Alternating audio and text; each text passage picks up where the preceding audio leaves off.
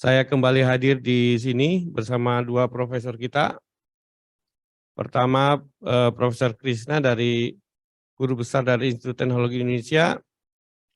Kemudian Prof. Manlian, pengurus LPJK bidang 5, sekaligus Guru Besar dari Universitas Pelita Harapan. Kita akan membawakan materi seminar tentang manajemen kontrak. Langsung aja karena sudah cukup larut, saya persilakan Prof. Krisna dulu. Terima kasih. Ya, saya buka. Assalamualaikum warahmatullahi wabarakatuh. Selamat malam, salam sejahtera buat kita semua. Ya, saya terima kasih pertama sudah diundang dalam acara ini sebagai narasumber dan sesuai dengan surat semacam KAK ya daripada topik pada hari ini adalah manajemen dan administrasi kontrak ya, konstruksi. Ya, walaupun itu juga agak sedikit berubah ya di waktu-waktu terakhir itu tiba-tiba menjadi itu topiknya. Jadi terus terang ada ini PPTX saya yang sudah dititipkan.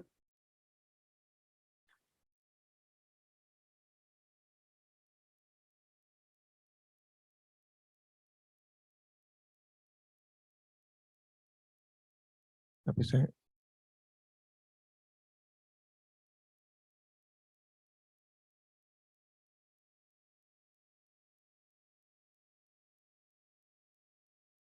ya mungkin sedang disiapkan PowerPoint-nya, tapi di sini saya akan bicara ya secara umum saja karena juga waktu dan mungkin hanya sekitar 10-15 menit saja yang akan dipakai. Jadi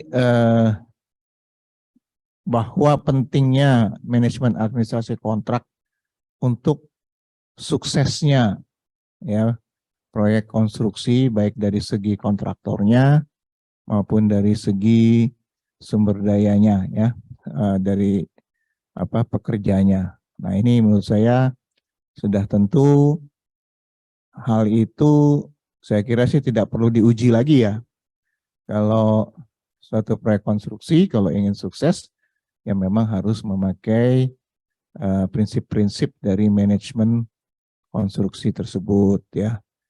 Nah, sukses, kata sukses di sini sudah tentu kita harus sepakati dulu di sini ya. Saya kira untuk proyek konstruksi kita sepakat itu dari biaya, mutu, waktu, safety, dan yang paling penting sebetulnya adalah secara legal ya, karena kita sering juga berhadapan setelah rekonstruksi itu selesai, yaitu akan kemudian akan ada pemeriksaan-pemeriksaan dari segi legal ya, dan kita sering banyak mendengar dari kasus-kasus yang berkembang ya baik di arbitrase maupun di pengadilan itu banyak sekali ya kasus-kasus yang kemudian dari pihak kontraktor, dari pihak PPK, dari pihak pengawas, perencana, itu semuanya tiba-tiba harus bertanggung jawab ya. Jadi ya sudah tentu hanya biaya mutu, waktu, dan safety saja tidak cukup, karena kalau itu kemudian menjadi kasus, sudah tentu itu menjadi suatu proyek yang tidak sukses. Nah, sudah tentu sebenarnya itu semuanya bermula dari manajemen dan administrasi kontrak ya, karena di dalam proyek konstruksi itu ya sudah tentu itu berbasis kepada kontrak. Kontrak itu adalah merupakan undang-undang ya dari suatu penyelenggaraan proyek, tapi kontrak ini juga sudah tentu tidak boleh bertentangan dengan peraturan perundangan di atasnya. Dalam hal ini misalnya kalau ada PP, ada peraturan menteri, kalau ada undang-undang dan sebagainya yang mengatur ya sudah tentu itu tidak boleh bertentangan. Kalau bertentangan kemudian sudah tentu pasal-pasal dalam kontrak itu bisa tidak berlaku dan yang berlaku adalah yang peraturan perundangan di atasnya. Jadi ini semuanya adalah basisnya adalah sudah tentu administrasi kontrak ya, manajemen kontrak. Nah itulah kalau kita ini kan bahwa ini kesuksesan dari suatu proyek. Nah, bagaimana supaya suatu proyek itu sukses? Ya sudah tentu kalau kita sebagai orang yang berkecimpung dalam proyek, kita semua saya kira sudah tidak perlu saya terangkan, karena itu semua pasti kita sudah dapat pada waktu kita mendapat pendidikan kan. Jadi entah mulai dari SMK ya, karena yang terlibat di proyek konstruksi itu mulai dari yang lulusan SMK sebagai pekerjanya misalnya D1, D2, D3, D4, kemudian S1 ya, S2, S3 itu semuanya berisi adalah ilmu-ilmu dasar untuk menunjang kesuksesan rekonstruksi. Jadi artinya di sini saya sebagai seorang orang perguruan tinggi, yaitu adalah peran dari pendidikan, peran dari perguruan tinggi atau sekolah. Nah, jadi itu sudah sangat penting. Tapi kemudian ditambah lagi sekarang dengan undang-undang, kita juga mengenal adanya tadi yang sudah dibicarakan lebih panjang lebar, adanya SKK ya, adanya SBU untuk perusahaannya. SKK ini ada yang tenaga ahli, ada yang tenaga terampil, ya, dan sebagainya. Nah, ini adalah tambahan-tambahan dari undang-undang untuk menjamin kesuksesan, karena pada dasarnya adalah ini tergantung pada kompetensi ya, dan juga mutu dari sumber daya manusia yang bekerja di proyek konstruksi tersebut, mulai dari ownernya ya, mulai dari kontraktornya, subkonnya, suppliernya, perencana, pengawas, MK, ya semuanya. Itu kalau ada salah satu saja yang tidak kompeten, nah itu juga akan mempengaruhi kepada kesuksesan. Jadi sekarang dulu ini kan SKK itu hanya untuk penyedia jasa. Sekarang tidak juga ya, karena kesuksesan proyek itu juga tergantung pada yang menyelenggarakan proyek. Ya, bisa dibayangkan yang menyelenggarakan proyek itu kalau dia tidak kompeten, dia kemudian merencanakan proyeknya itu tidak benar, banyak hal-hal yang tidak logis, banyak hal-hal kekurangan, itu pasti sangat mengganggu pada saat pelaksanaan proyek sampai akhirnya pada pemeliharaan ya, pada operasional bangunan misalnya dan sebagainya. Itu semuanya sebetulnya berasal dari owner ya. Jadi kompetensi owner juga, jadi SKK juga. Nah, di sini saya juga sedikit menyinggung karena jadi kami di perguruan tinggi ya, contohnya kami kan dari IT, ya sudah tentu misalnya kurikulum-kurikulum kami itu juga selalu sudah diupdate sesuai dengan kebutuhan dari industri ya, ini maksudnya industri konstruksi. Kemudian juga sekarang ini ada yang namanya MBKM ya, Merdeka Belajar Kampus Merdeka. Ini memang dari Menteri Pendidikan kita ya, Pak Nadiem, itu membawa konsep bahwa mahasiswa itu tidak hanya belajar di kampus, didorong sekali. Sebetulnya bukan hanya mahasiswanya, dosennya pun juga tidak boleh hanya di kampus, tapi harus belajar keluar kampus. Ya sudah tentu yang menyangkut pada hal-hal kompetensinya. Contohnya kegiatan MBKM itu magang ya, kemudian ada studi-studi independen, kemudian mengajar di satuan pendidikan dan sebagainya, itu semuanya mempertinggi kompetensi daripada lulusan ya, daripada pendidikan. Kemudian itu Merdeka Belajar ini nggak hanya di perguruan tinggi ya, dari SD, SMP, SMA sampai perguruan tinggi itu semuanya ini memang sangat penting karena itu semuanya juga akan melahirkan lulusan-lulusan yang lebih kompeten diharapkan karena dia juga langsung bisa belajar bukan hanya di kampus atau di sekolahnya. Nah, kemudian ada satu lagi yang perlu jangan sampai dilupakan ya kan, karena kita ini juga harus sesuai dengan peraturan perundangan. Ada satu peraturan perundangan juga yang juga akhirnya terimbas kepada kita di dunia konstruksi. Ya, saya ingin memperkenalkan juga karena kami di IT juga punya yang namanya program studi program profesi insinyur. Karena ini juga suatu pendidikan ya, profesi yang juga pasti sangat berpengaruh kepada kompetensi dan juga sebetulnya kalau saya lihat ya, kalau saya lihat di kurikulum dari PSPPI ini itu lebih banyak juga soft skill-nya ya. Dan itu saya rasakan karena saya sebagai dosen itu bukan hanya mengajar, meneliti, tapi kami juga berabdi mas, kami juga suka terjun ke proyek-proyek dan saya juga merasakan sekali bagaimana sumber daya manusia kita ini masih sangat kurang dalam hal soft skill ya. Contohnya masih sering terjadi miskomunikasi di dalam proyek. Jadi soft skill komunikasi itu sangat seperti dianggap remeh, tapi itu sangat dampaknya besar sekali. Kalau terjadi miskomunikasi hanya gara-gara SDM-nya tidak baik berkomunikasinya antara owner dengan kontraktor, dengan perencana, dengan pengawas ya. Nah, terus juga kode etik itu juga diajarkan ya di PSPPI, kemudian mengenai K3 juga ya.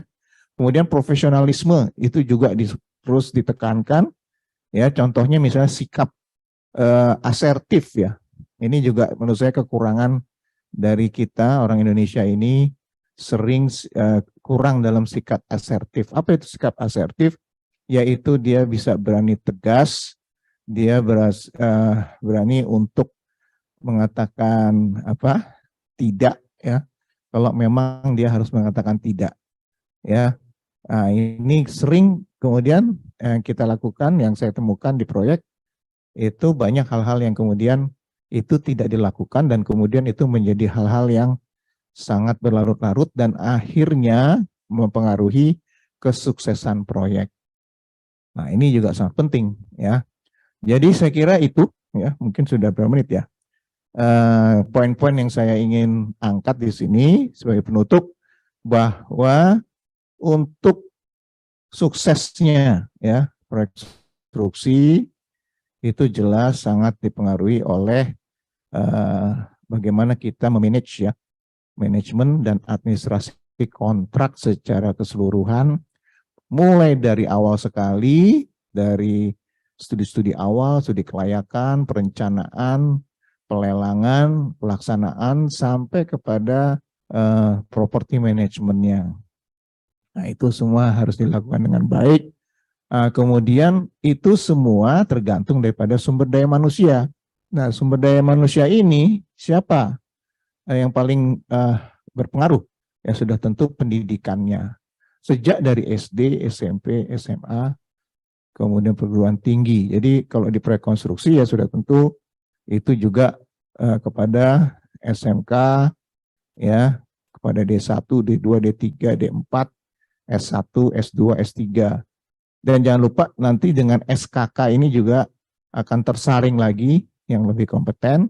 Dan kemudian dengan undang-undang keinsinyuran itu, di mana ada pendidikan lagi profesi dan juga uji kompetensi lagi ya, yang namanya insinyur profesional dan akhirnya terdaftar di STRI. Itu semua saya kira yang harus kita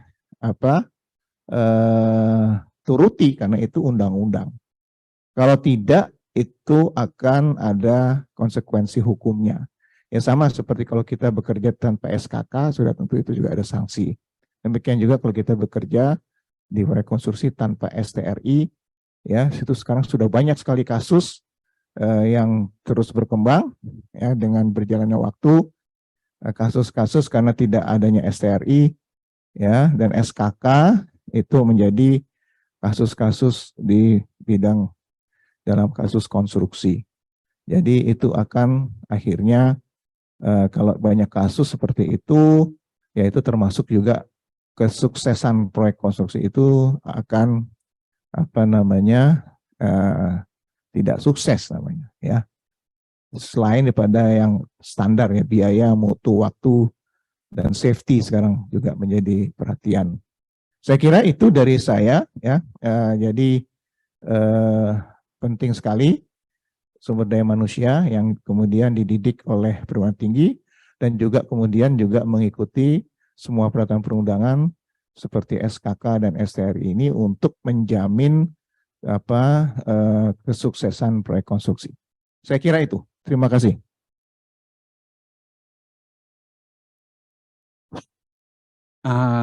Terima kasih Prof.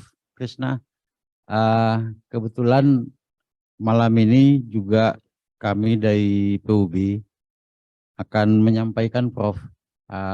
Sebagai amanat dari Undang-Undang Konstruksi untuk badan usaha dan asosiasi. Jadi PUB ini sebagai amanat untuk pengembangan usaha berkelanjutan.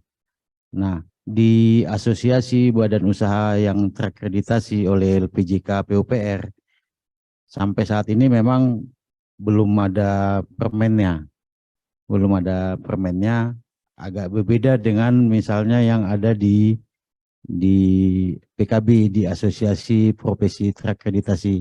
Tadi kalau tadi Prof. Krishna menyampaikan yang soal yang akreditasi untuk insinyur, itu kan sudah ada undang-undang bahkan gitu ya. Kalau di PUB sendiri untuk badan usaha dan asosiasi sampai saat ini belum ada permennya. Tapi kami di Aspekindo mencoba untuk menerjemahkan dari undang-undang ini melalui berbagai kegiatan. Kenapa ini kami coba?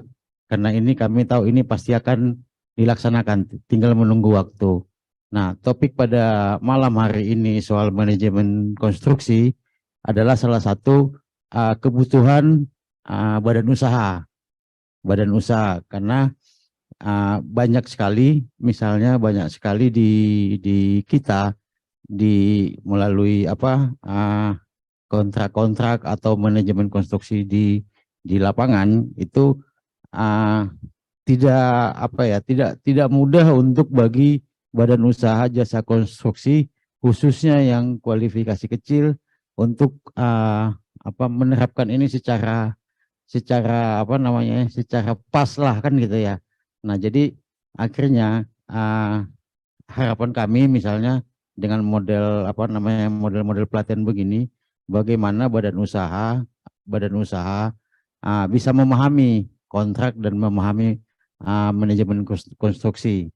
Nah, jadi harapannya tadi kalau dari Prof. Krishna tadi kan menyampaikan bahwa misalnya manajemen konstruksi adalah sebuah pengelolaan untuk mencapai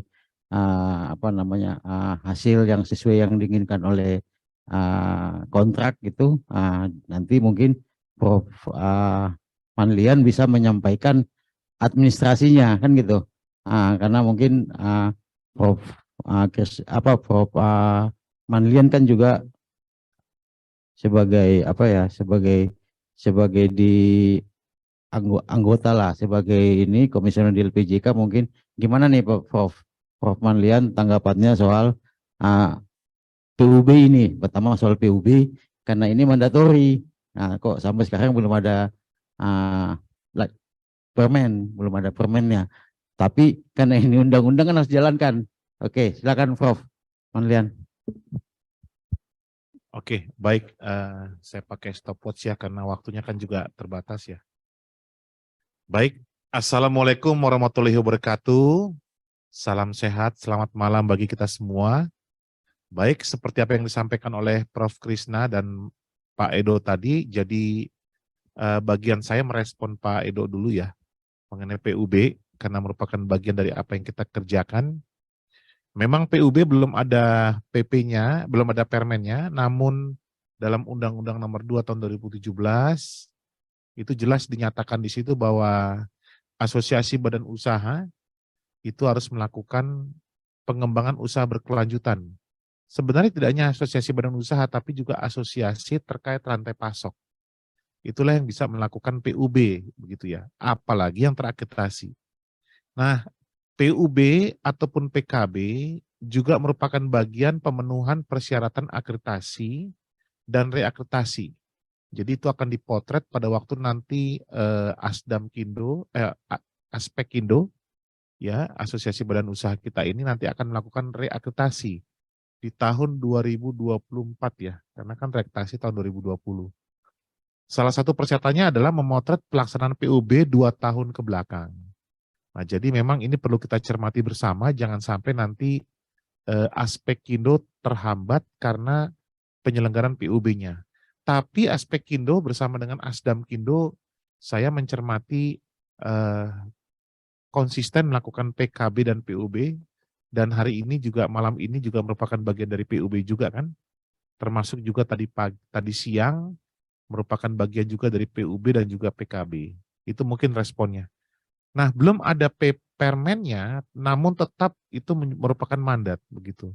Nah, kenapa belum ada? Memang untuk PUB ini kan agak berbeda dengan PKB, oleh karena PUB juga melibatkan, ini ada di TUSI Direktorat Kelembagaan Sumber Daya Konstruksi Pak Niko, ini melibatkan Pemda. Jadi PUB berbasis Undang-Undang Nomor 2 Tahun 2017 itu dilaksanakan oleh Pemda, dapat dilaksanakan oleh juga asosiasi, baik badan usaha dan terkait rantai pasok. Jadi ini perlu kita cermati bersama ya, supaya ini memang menjadi bagian yang harus kita kerjakan. Mungkin itu ya. Sedang dalam proses, nanti permennya sebentar akan keluar, nanti akan dihalo-halo kepada kita, dan tentunya ini akan disosialisasikan ke daerah gitu ya. Baik, mungkin itu respon saya. Dan sedikit saya tambahkan karena waktunya berjalan terus, sehubungan dengan manajemen dan administrasi kontrak. Mungkin tadi Prof. Krisna menyatakan mengenai proses penyelenggaraan proyek ya, mulai dari feasibility study sampai dengan bukan cuma operasional, tapi juga mengenai hal pembongkaran, penghentian, stop dari satu proyek, betul Prof. Jadi memang kita perlu mencermati itu ya. Jadi seringkali kita lupa hanya sampai operasional, sebenarnya ada satu bagian, contohnya bangunan gedung itu Undang-Undang Nomor 28 2002 dengan PP 16 tahun 2021 yang baru diterbitkan, itu menjelaskan mengenai bagaimana proses pembongkaran. Jadi untuk proyek konstruksi ini merupakan bagian siklus yang akan dihadapi begitu. Nah, hal kedua dalam proses penyelenggaraan itu tadi Prof. Krisna, kalau kita gali lagi ada satu bagian gitu, risiko. Saya mulai dengan satu risiko oleh karena kontrak itu bukan sekedar suatu bentuk kesepakatan ya, satu bentuk pemahaman bersama ya, perjanjian. Tetapi kontrak adalah alat untuk mengalihkan risiko. Jadi sebelum masuk ke dalam kontrak tentunya kita akan melakukan identifikasi risiko sebagai bagian dari proses manajemen risiko. Kita tahu manajemen risiko itu banyak standarnya. Antara lain kita bisa mengacu kepada ISO, PMBOK, CMBOK, kemudian kita ada juga Australian Standard 4360. Jadi memang kalau kita lihat proses manajemen risiko itu secara umum, mulai dari mengidentifikasi risiko sampai menganalisis dan melakukan treatment serta alokasi dari risiko itu sampai pada akhirnya menjadi zero risk, kira-kira gitu ya. Nah, disinilah peran kontrak. Dipahami atau tidak dipahami keniscayaan antara pengguna jasa dengan penerima jasa, maka yang namanya kontrak akan melakukan pengalihan risiko itu. Siapa yang menerima risiko? Yaitu adalah penyedia jasa. Ya, nah ini berarti fungsi kontrak itu adalah mengalokasikan risiko kepada si penyedia jasa. Ini yang perlu dipahami bersama. Memang ada klausa dalam kontrak itu adalah kalau terjadi force majeure atau act of God. Itu memang dalam kondisi tertentu yang tidak mungkin ditanggulangi oleh kedua belah pihak. Nah, itu yang kedua. Nah, yang ketiga, kita masuk dengan pendekatan manajemen risiko, manajemen kontrak, dan administrasi kontrak. Setelah kita mengerti mengenai risiko, maka bagaimana peran pengguna jasa? Bagaimana peran penyedia jasa ini juga harus kita cermati bersama, supaya duduk perkaranya juga jelas. Dengan beberapa kegagalan bangunan yang terjadi 2-3 tahun terakhir, kami di LPJK mencermati, Bapak dan Ibu sekalian, risiko itu dimungkinkan juga pada akhirnya berdampak kepada pengguna jasa. Karena dalam kondisi tertentu, penyedia jasa tidak dapat menolak perintah dari pengguna jasa, sehingga dilakukan semacam ya pelaksanaan tugas atas perintah pengguna jasa.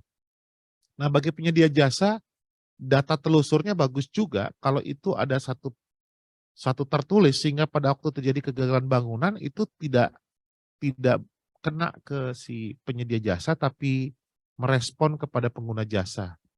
Nah, dalam proses inilah ada yang namanya penilai ahli seharusnya. Pasca konstruksi, berbasis Undang-Undang Nomor 2 Tahun 2017 dan PP 14, LPJK bertugas untuk membentuk penilai ahli. Nah, penilai ahli ini nanti akan melakukan penilaian kajian pasca konstruksi, sebelum terjadi kegagalan bangunan harusnya. Nah, jika terjadi kegagalan bangunan, dimungkinkan juga jika Menteri memerintahkan penilai ahli yang ditetapkan oleh LPJK untuk melakukan kajian. Dan bentuk hasilnya adalah report atau laporan. Nah, ini yang menjadi peran penilai ahli. Tetapi penilai ahli bukanlah saksi ahli. Itu hal berbeda. Jadi tidak bisa memberikan keterangan atau kesaksian di depan persidangan, tapi dia melakukan tugas menteri. Jadi melakukan tugas yang diberikan oleh menteri. Jadi menteri menugaskan, dia melakukan kajian, datang ke TKP, melihat, mengidentifikasi, dan membuat laporan, selesai. Dan itu menjadi masukan bagi menteri ketika diperlukan oleh pihak-pihak tertentu untuk mengantisipasi, merespon terjadi kegagalan bangunan. Nah, maka disitulah kita mengerti peran pengguna jasa, peran penyedia jasa. Nah, berikutnya adalah ada yang namanya manajemen kontrak, administrasi kontrak. Di mana fase manajemen kontrak dan administrasi kontrak? Manajemen kontrak adalah pengertian sederhananya proses untuk membuat kontrak. Nah, kemudian administrasi kontrak adalah pasca kontrak itu terbentuk, sehingga melakukan dokumentasi, kemudian implementasi kontrak. Jadi berbeda antara manajemen kontrak dan administrasi kontrak. Ini kan topiknya manajemen dan administrasi. Adalah baik bagi pengguna jasa dan penyedia jasa melakukan manajemen kontrak dan administrasi kontrak secara berkelanjutan. Seringkali kontrak itu tidak terdeteksi, hilang, ataupun tidak didokumentasi. Sehingga proses penyelenggaraan proyek acuannya nggak ada. Semua harus kembali kepada kontrak. Nah, ujung-ujungnya adalah ketika akan membuat kontrak dalam proses manajemen kontrak, maka logika sederhana saya, Indonesia harusnya punya form of contract dong.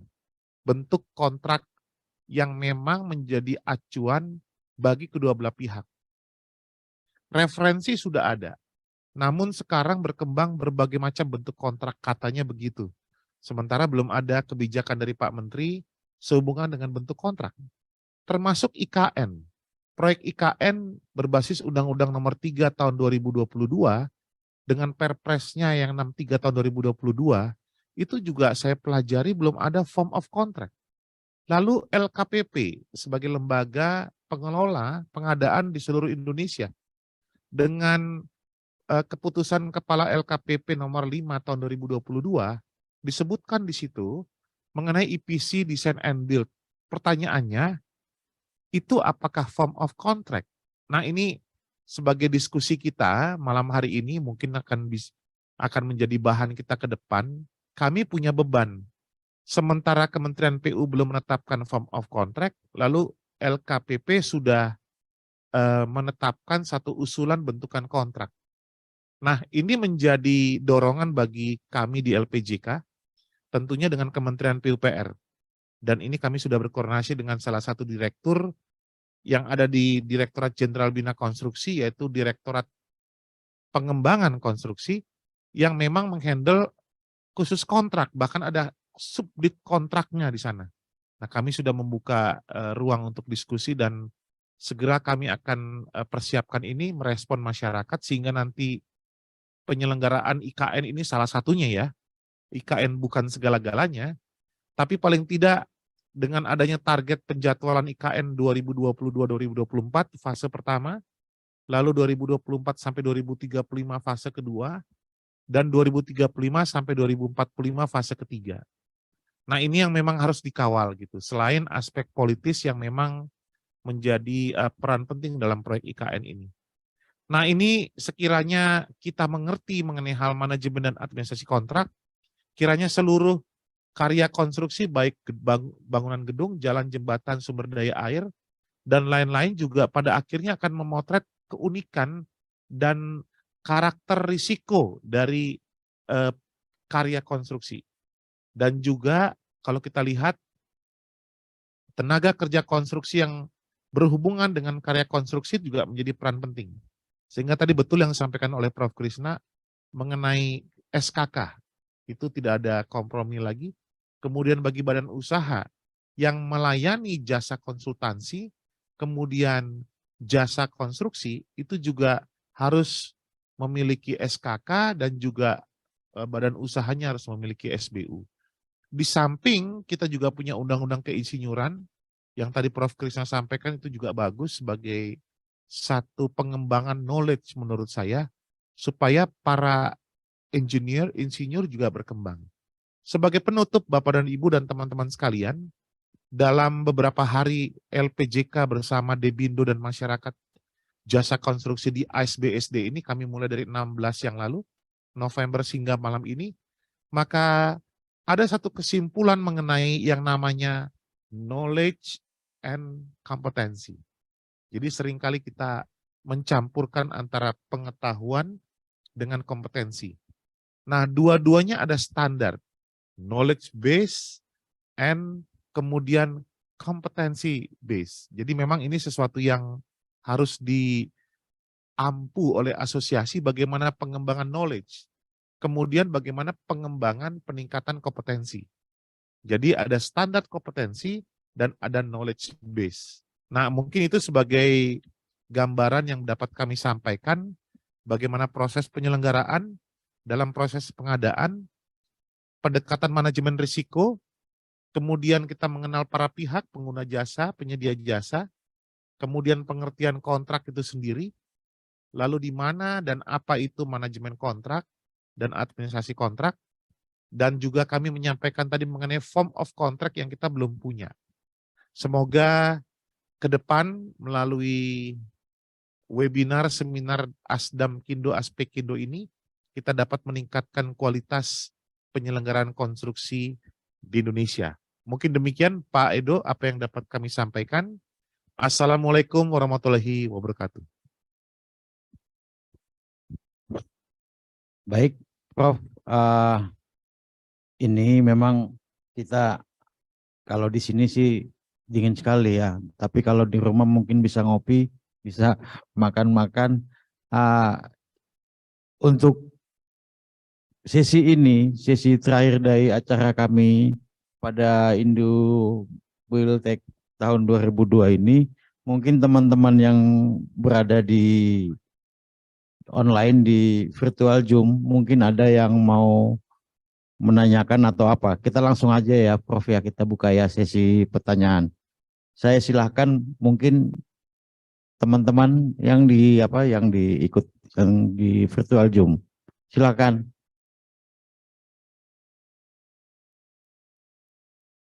Ada yang di chat nggak? Nggak ada yang di chat. Atau memang sudah memahami nih kalau manajemen konstruksi ini? Biasanya saya begitu. Kalau ditanya nggak ada yang jawab, biasanya yang nanya biasanya berarti oh udah pada paham kali kan gitu. Ayo Bapak Ibu.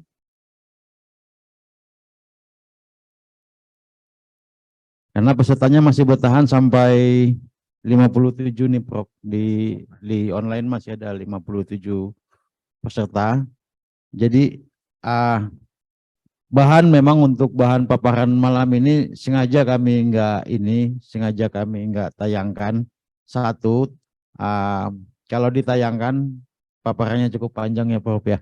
Itu pertama. Terus yang kedua, nanti kami buat peserta yang yang sudah mendaftar kami akan kirimkan melalui email seperti biasa. Berikut nanti ada sertifikatnya. Saya satu aja si Prof Krishna. Ini kan juga PI ya, PI untuk misalnya di engineer itu kan. Persoalannya di dunia di dunia konstruksinya belum mensyaratkan itu sebagai syarat atau bahwa profesi keinsinyuran itu belum menjadi misalnya biasanya kan gini, orang akan ngurus kalau itu dibuat jadi syarat kan gitu. Badan usaha kalau nggak punya tenaga ahli ya otomatis dia nggak bisa ikut lelang. Nah biasanya kan ngurusnya gitu. Nah saya belum melihat bahwa misalnya profesi keinsinyuran ini menjadi syarat. Nah karena saya melihat perkembangannya tidak terlalu signifikan dari sisi jumlah dibandingkan dengan yang mengurus SKK. SKK itu satu, Prof. Nah, terus yang kedua untuk Prof Manlian ini. Nah, ini gimana sih ceritanya LPJK dengan PII gitu loh, dengan undang-undang konstruksinya. Kan banyak yang bingung nih, engineer-nya. Kan gitu. Jadi kita karena udah paham tadi Prof, karena udah manajemen proyek udah pada paham. Jadi kita cerita yang ini, cerita yang lain. Nah, oke, silakan Prof. Iya, terima kasih. Jadi pertanyaannya adalah yang undang-undang keinsinyuran itu ya ada STRI namanya Pak, Surat Tanda Register Insinyur. Itu belum menjadi syarat. Ya, di kebanyakan yang mensyaratkan siapa biasanya? Biasanya owner, ya kan? Dalam dokumen lelangnya ada syarat fotokopi SKK harus dilampirkan kan gitu ya, TA-nya. Kemudian harusnya ada fotokopi STRI harusnya gitu kan. Yang saya tahu perkembangannya sekarang mulai banyak kasus Pak. Soalnya dari kasus kegagalan bangunan ya, itu kalau ternyata tenaga ahlinya nggak punya STRI itu fatal Pak. Karena itu undang-undang PP ya, itu satu. Jadi udah banyak Pak di banyak daerah itu begitu disidik oleh penyidik gitu kegagalan konstruksi itu didalami, salah satunya yang diperiksa adalah tenaga ahlinya ada nggak STRI-nya. Karena itu undang-undang positif Pak ya, berlaku positif. Jadi itu satu hal. Yang kedua juga saya mendengar dalam pelelangan Pak, ya pelelangan konstruksi sekarang juga sudah mulai berkembang nih. Yang pemenangnya ternyata tenaga ahlinya tidak ber-STRI. Itu bisa digugat sama yang kalah. Itu yang menang menurut undang-undang harusnya kan ada STRI itu, kok dia nggak punya STRI? Nah, jadi artinya kesadaran akan adanya, kan ini memang baru Pak ya undang-undangnya, itu memang perlu waktu. Tapi sekarang dengan berjalannya waktu, kelihatannya entah itu penegak hukum, ya, kemudian masyarakat, itu juga sudah mulai banyak disosialisasikan kan mengenai ini, dan ini makanya kemudian mulai berkembang itu. Jadi saya kira harusnya hal itu harusnya proaktif nih, ya, proaktif dari dunia konstruksi, karena itu memang suatu hal hukum positif ya, yang itu memang dan ada sanksinya gitu ya, suka tidak suka. Ya saya juga nggak tahu termasuk suka apa tidak suka, tapi saya sendiri memang punya SKK, punya STRI sekarang terpaksa ya, karena memang berjaga-jaga diri gitu ya. Dan ini saya mendengar memang KPI sebagai penerima amanah di situ itu juga terus berkoordinasi ya dengan sosialisasi dia terus lakukan, kemudian juga dengan penegak-penegak hukum ya, dan juga kepada owner.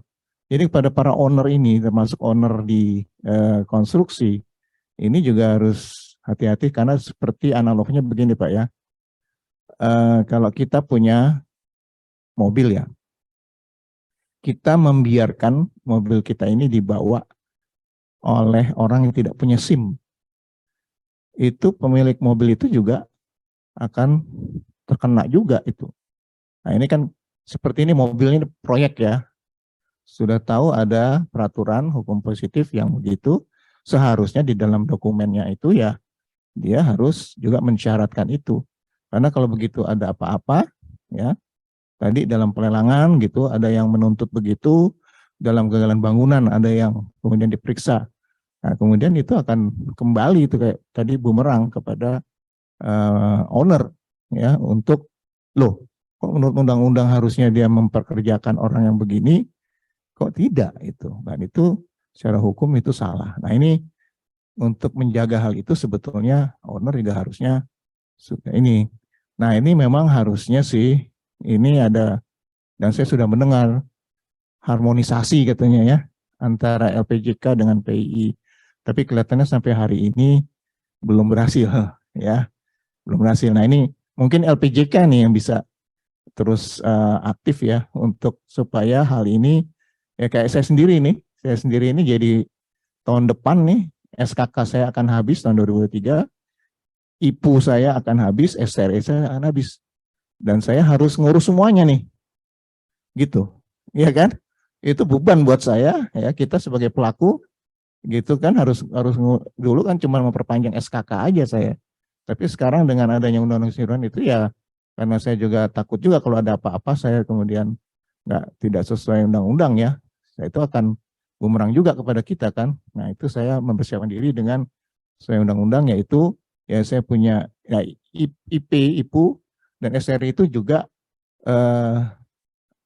harus diperpanjang 5 tahunan, di sana 5 tahunan gitu. Nah ini jadi kebetulan nih sama-sama di tahun 2003 besok, jadi SKK, dan ini saya pertama kali mungkin yang dengan LSP nih, ya kan. Gimana caranya saya juga nggak tahu itu memperpanjangnya ya. Ya ini juga pengalaman baru juga. Jadi tapi jelas beban ini buat kita ya pelaku-pelaku, teman-teman semua di sini. Wah ini ada 2 undang-undang kok, dua-duanya membebani kita nih. Nah ini harusnya ada harmonisasi baik dari pemerintah ya, LPJK mungkin bisa memfasilitasi. Saya kira itu Pak Edu, makasih. Ya, Pak Prof, gimana Pak Prof? Langsung tuh. Tadi pertanyaannya apa ya? Tadi karena tadi kan ini kita bicara LPJK sama apa katanya?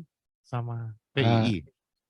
bukan PI-nya sebenarnya. Sama apa namanya? SKK dan STRI-nya. SKK dan STRI. Iya. PI lah. Ya. SKK dengan STRI-nya. Ya, baik, bukan baik, LPJK-nya sama bukan PI-nya, bukan lembaganya, tapi ini ada 2 nih. Misalnya sebagai pengakuan. Baik-baik kan dua-duanya.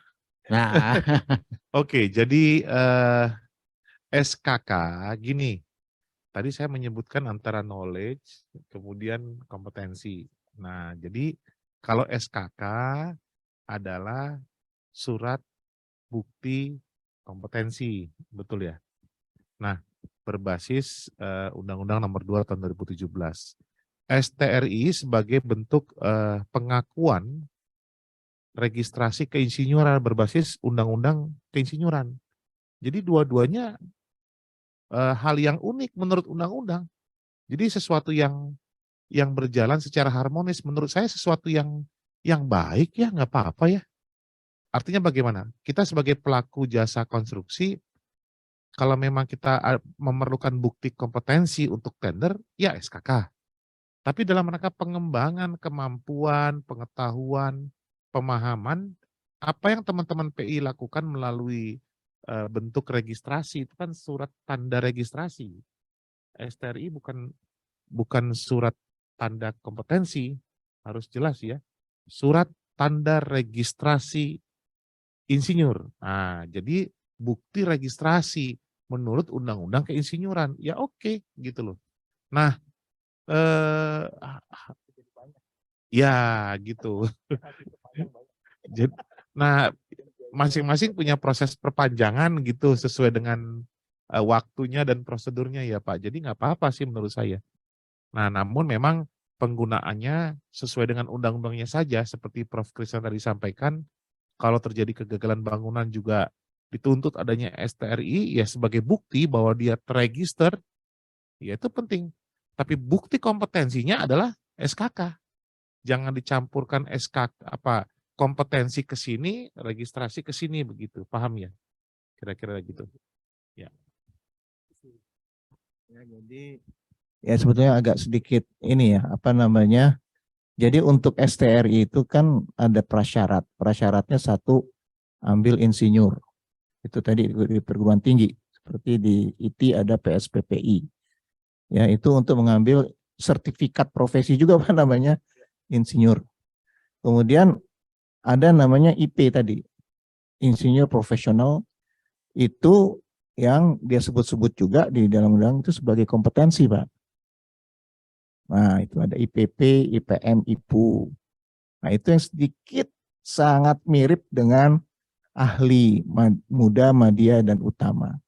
Ini yang saya juga dengar kemarin-kemarin sudah ada harmonisasi supaya yang sudah punya SKK ya IP-nya itu ya nggak usah diurus lagi, tapi tinggal register aja gitu. Nah itu kadang-kadang jalan, kadang-kadang nggak juga. Jadi pernah jalan saya dengar antara PI dengan apa namanya PU waktu itu Pak Dirjen siapa itu ya yang pas mau apa pensiun ya Pak Syarif ya itu kemudian itu sempat jalan itu sempat berapa bulan jalan tapi kemudian tidak lagi saya nggak tahu kenapa gitu. Ini kelihatannya masih ini. Nah ini sekarang kelihatannya juga yang harus diurus masing-masing gitu. Nah ini yang sebetulnya ya harusnya ya saya nggak tahu siapa ini. Karena LPJK apakah berwenang untuk mengharmoniskan ataukah DPR atau siapa yang pembuat undang-undang atau PP gitu ya. Iya, saya kira itu jadi tugas negara lah saya kira ya. Entah siapa itu lembaganya. Supaya kita ini pelaku ya memang tidak terbebani banyak ya. Kita harus ngurus ini, ngurus itu dan terus terang itu sangat merepotkan kita di tengah-tengah kesibukan kita dan kedua ada biayanya memang itu buat kita.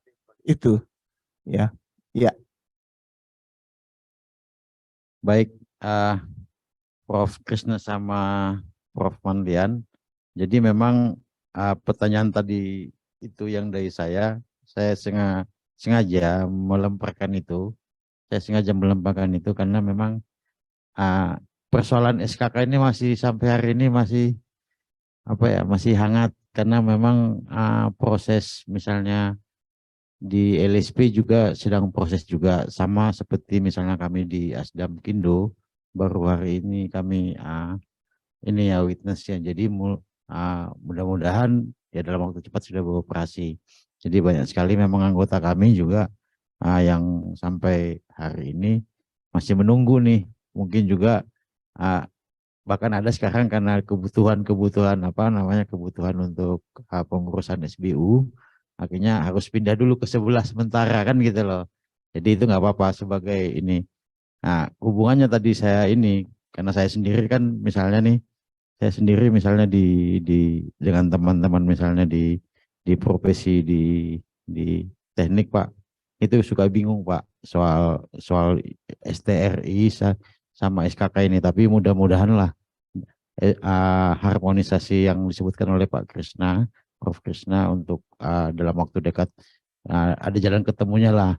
Karena kuncinya gini, kalau kami misalnya dari Asdam-Kindo atau dari LSP SDMKI, kami menginginkan sekali misalnya kemudahan para profesi ini, para teman-teman profesi ini untuk mengurus hal-hal yang begini. Kalau kayak Pak Krisna misalnya punya 3 gitu kan, waduh saya udah kebayang tuh dari segi biayanya aja saya udah kebayang. Semuanya utama lagi ya Prof ya. Oke, terima kasih. Kalau gitu kira-kira mungkin untuk malam ini karena memang kita sudah 9.15, saya pikir sudah mencukupi. Saya tidak akan menyimpulkan untuk pertemuan malam ini, tapi silakan teman-teman yang ada di sini dan yang ada di rumah mengambil kesimpulan masing-masing dalam materi ini, dan kami akan nanti mengirimkan paparan via email. Untuk itu saya mengucapkan terima kasih Prof Krisna, Prof Manlian. Mudah-mudahan kita sehat, kita ketemu lagi. Karena kita masih banyak nih Pak PR-PR yang seperti ini. Terima kasih semua yang ada di ruangan ini yang ada di Zoom. Selanjutnya 500 orang yang masih bertahan ini. Selanjutnya acara ini kami tutup dengan mengucapkan puji syukur, kita sehat semua, mudah-mudahan ke depan kita tetap beraktivitas. Assalamualaikum warahmatullahi wabarakatuh. Selamat malam.